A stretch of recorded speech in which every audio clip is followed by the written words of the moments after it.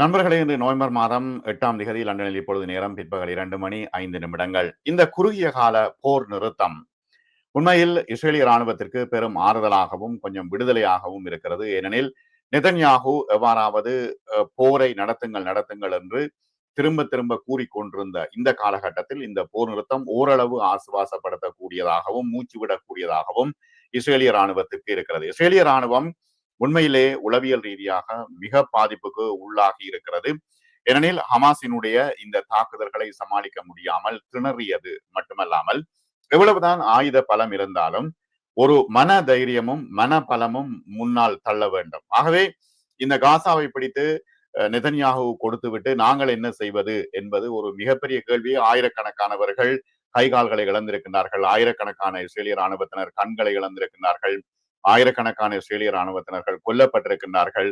இன்னும் ஆயிரக்கணக்கான இஸ்ரேலிய ராணுவத்தினர் தற்கொலை செய்து கொண்டிருக்கின்றார்கள். ஆகவே அவர்களுக்கு ஒரு ரிலாக்ஸாக இந்த போர் நிறுத்தம் இருக்கிறது. மீண்டும் போருக்கு செல்வதா வேண்டாமா என்கின்ற ஒரு மனச்சோர்வு அவர்களுக்குள் இருக்கிறது. ஆனால் அரசாங்கம் சொன்னால் போகத்தான் வேண்டும், வேறு வழி இல்லை. ஆனால் ஹமாஸ் இப்பொழுது சொல்கிறது, நாங்கள் போரை நடத்துவதற்கு தயாராக இருக்கின்றோம், முழு வீச்சோடு போரை நடத்துவதற்கு நாங்கள் தயாராக இருக்கின்றோம்.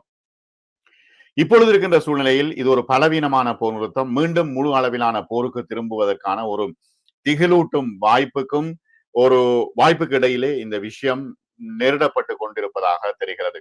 2 வருட பேரழிவுக்கு பிறகு துப்பாக்கி சூடு இல்லை என்பது அமைதியாக இருக்கிறது. ஆனால் ஒவ்வொரு நாளும் கொண்டு கொண்டிருக்கின்றார்கள்.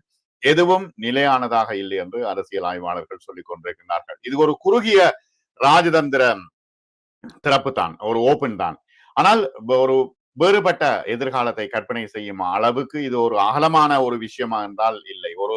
ஒரு இறுக்கமானதும் இஸ்ரேலியர்களுக்கும் பலஸ்தீனியர்களுக்கும் இடையில் இருக்கின்ற இந்த பிரச்சனை தீர்க்கக்கூடிய விஷயமா என்றால் இஸ்ரேல் எந்த விதமான விட்டுக் கொடுப்புக்கும் தயாராக இல்லை. சர்வதேச பங்காளிகள் இந்த விஷயத்தை கடந்து செல்ல முடியுமா என்பது வரவிருக்கும் காலங்கள் தற்பொழுது முடிவெடுக்க வேண்டிய ஒரு சூழ்நிலை இருக்கிறது. அமெரிக்க ஜனாதிபதி டொனால்டு டிரம்பினுடைய 20 அம்ச திட்டம், அமைதி திட்டம் முழு அளவில் அமுல்படுத்தப்படுகிறதா என்றால் இல்லை. காசாவில் முழு அளவிலான போரிலிருந்து தற்காலிக முதல் படிகள் தான் எடுக்கப்பட்டிருக்கின்றன.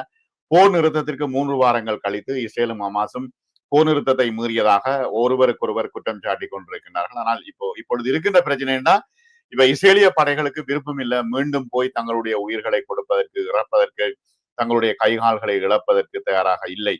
அவர்கள் ஒரு இறுக்கமான சூழ்நிலையில் தற்பொழுது இருக்கின்றார்கள். ஆனால் நெதன்யாகுவினுடைய ஆசையை பூர்த்தி செய்ய வேண்டிய ஒரு தேவை இருக்கிறது. ரம்மினுடைய ஆசையை பூர்த்தி செய்ய வேண்டிய ஒரு தேவை இருக்கிறது. அதனால் இவர்கள் இறுகி போய் இருப்பதாக தகவல்கள் தெரிவிக்கின்றன. நீண்ட கால அமைதியை நோக்கி இது போகுமா என்றால் இல்லை. பாலஸ்தீனியர்கள் மற்றும் இஸ்ரேலியர்களுடன் இணைந்து செயல்படுவதற்கு கவனமாக வடிவமைக்கப்பட்ட, உறுதிப்படுத்தப்பட்ட ஒரு தீவிர சர்வதேச ஆதரவு தேவைப்படுகிறது என்று அரசியல் ஆய்வாளர்கள் எழுதி கொண்டிருக்கிறார்கள். ஆனால் இந்த பணியை பல்வேறு தேவைகளை பூர்த்தி செய்ய வேண்டும். பாதுகாப்பை வழங்க வேண்டும், ஆயுத குறைப்பை செய்ய வேண்டும், பொதுமக்களை பாதுகாக்க வேண்டும், மனிதாபிமான அணுகலை திறக்க வேண்டும், அடிப்படை சேவைகளை மீட்டெடுக்க வேண்டும். அடுத்தது பாலஸ்தீன ஆட்சியை நிறுவ உதவ வேண்டும்.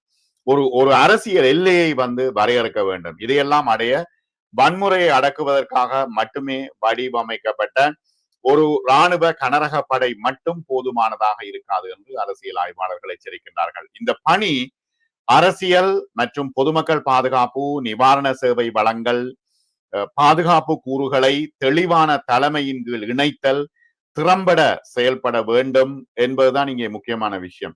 ஆகவே சர்வதேசம் இதை எவ்வாறு கையாள போகிறது என்பது மிகப்பெரிய கேள்விக்குறியாக இருக்கிறது. சர்வதேசத்துக்கு அப்பால் ட்ரம்புக்கு காசா தேவை, அங்க வீடுகளை கட்டி விற்பதற்கு, அதை ஒரு உல்லாச புரியாக மாற்றுவதற்கு. இஸ்ரேலுக்கு தேவை, சரி பரவாயில்ல, வீடுகளை கட்டி வித்து உல்லாச புரியாக மாற்றி என்னன்னாலும் செய்யுங்கோ, அந்த இடத்துல இருந்து ஹமாஸை அகற்றி விடுங்கள் என்பதுதான் இஸ்ரேலினுடைய தேவையாக இருக்கிறது. இப்ப அங்கிருந்து ஹமாஸ் அகற்றிட்டா இங்கால வெஸ்ட் பேங்க் பிரச்சனையை பார்த்து கொள்ளலாம். வெஸ்ட் பேங்க மீண்டும் இஸ்ரேலோடு இப்பொழுதே இணைத்துக் கொண்டிருக்கிறார்கள். இணைக்கக்கூடிய ஒரு நிலைமையை உருவாக்கலாம் என்று அவர்கள் சொல்கின்றார்கள். இப்ப என்ன நிலைமைக்கு போயிருக்கின்றா, யூதர்கள் போய் பாலஸ்தீனத்தை பிடித்து அவர்கள் தங்களுடைய நாடு என்று தற்பொழுது சொல்லிக் கொண்டிருக்கின்ற சூழ்நிலையில் இப்பொழுது அரசியல் பார்வையாளர்கள் என்ன சொல்றாங்கன்னா, இந்த கிழக்கு திமோர் போல வட அயர்லாந்து போல, கொலம்பியா போல இந்த மோதல்களை முடிவுக்கு கொண்டு வர வேண்டும். அமைதி செயல்முறைகள்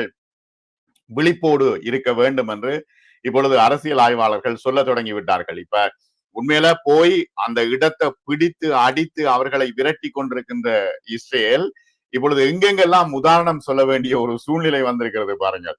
ஆகவே இவ்வாறான நிலைமையிலே நாங்கள் போருக்கு போவதற்கு தயாராக இல்லை, தாங்கள் சோர்வாக இருக்கிறோம் என்று இஸ்ரேலிய ராணுவத்தினர் வெளிப்படையாகவே சொல்கின்ற ஒரு சூழ்நிலை இருந்து கொண்டிருக்கிறது. ஹமாஸ் சொல்லுது சரி, ஒரு ஒரு முடிவு வரும் வரைக்கும் நாங்கள் போரிட தயார் என்று ஹமாஸ் தற்பொழுது அறிவித்துக் கொண்டிருக்கிறது.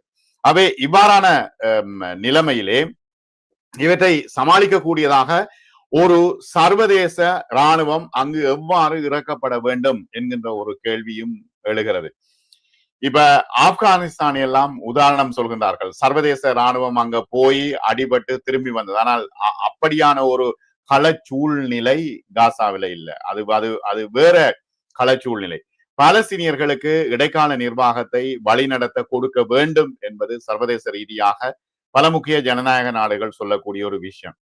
காசா மற்றும் மேற்கு கரை வெஸ்ட் பேங்க் ரெண்டும் ஒன்றிணைக்கப்பட வேண்டும். ஒரு உள்ளடக்கிய பொறுப்புணர்வு பயனுள்ள நிர்வாகத்துடன் ஒரு பாலஸ்தீன அரசை அங்கு உருவாக்க வேண்டும் என்றால் இந்த பாதை தெளிவுபடுத்தப்படவில்லை. பாலஸ்தீன எதிர்ப்பு வேறு எந்த அடிப்படையிலும் அமைதியான சகவாழ்வாக மாறும் என்று நினைப்பது கஷ்டமாக இருக்கிறது. இப்ப எகிப்தும் சவுதி அரேபியாவும் அரசியல்ல ஒரு ஒளி இல்லாத, ஒரு உறுதிப்படுத்தல் இல்லாத ஒரு நாடாக இருப்பதை பார்க்கின்றோம். இஸ்ரேலை பொறுத்த வரையில் இந்த அரசியல் பாதை முழு அங்கீகாரம், பாதுகாப்பு உத்தரவாதங்கள் மற்றும் சவுதி அரேபியா பிற பிராந்திய சக்திகளுடனான உறவுகளை இயல்பாக்குவதற்கு வழிவகுக்குமா என்றால் அதுவும் கேள்வியாக இருக்கிறது. இஸ்ரேலியர்களின் முக்கிய பயன் என்னவெனில் ஹமாஸ் நிராயுத பாணி ஆக வேண்டும். ஆனால் ஹமாஸ் சொல்வது நாங்கள் நிராயுத பாணி ஆக மாட்டோம். இந்த முக்கியமான விஷயத்தை நிர்வகிக்க அவசரமான கவனம் தேவை என்று தற்பொழுது உணரப்படுகிறது. இது அமைதி முயற்சியை எளிதிலே தடம் புரளை செய்கின்ற ஒரு விஷயம். ஹமாஸ் ஆயுதத்தை கைவிடாது. இது பாலஸ்தீனத்திற்கும் ஒரு முக்கியமான பிரச்சனை. ஹமாஸ் அதிகாரங்களையும் ஆயுதங்களையும் கைவிடும் வரை பாலஸ்தீனியர்கள் அமைதிக்கான பங்காளர்களாக பரவலாக அங்கீகரிக்கப்பட மாட்டார்கள் என்று இங்கே அரசியல் அவதானிகள் சொல்கின்றார்கள். ஹமாஸை நிராயுத பாணியாக்க, பாதுகாப்பை நிறுவ, நெருக்கடிகளை தணிக்க மற்றும் பொதுமக்களை பாதுகாக்க உறுதிப்படுத்தல் பணிக்கு விரைவாக ஒரு சர்வதேச படையை உள்ளே இறக்க ஹமாஸை வலுக்கட்டாயமாக நிராயுத பாணியாக்க முடியுமா என்றால் அந்த விஷயம் ஒரு பேரழிவாகவே இருக்கும் என்று இஸ்ரேலுக்கும் தெரியும். இஸ்ரேலின் தற்போதைய இந்த போரின் நீடிப்புக்கு எந்த பங்காளிகளும் போக மாட்டார்கள் என்றே தற்பொழுது எண்ணப்படுகிறது. என்னன்னா இஸ்ரேல் ராணுவம் சோர்வடைந்திருக்கிறது. இந்த போர் தொடரக்கூடாது என்று அவர்கள் நினைக்கிறார்கள். இயலாது அவர்களால.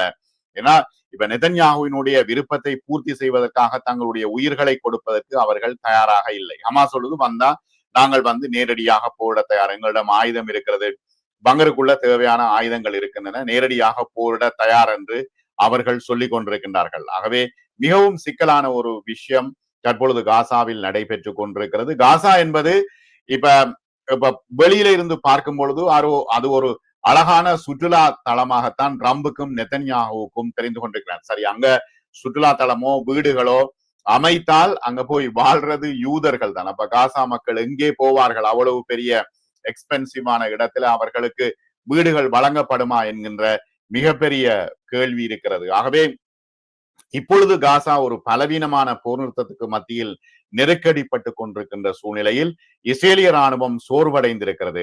ஹமாஸ் சொல்கிறது சாகும் வரை நாங்கள் போராடுவோம் என்று. மிகப்பெரிய ஒரு அபாயகரமான சூழ்நிலையில் காசா இருக்கிறது. மேலும் பல தகவல்களோடு மீண்டும் சந்திப்போம் நண்பர்கள்.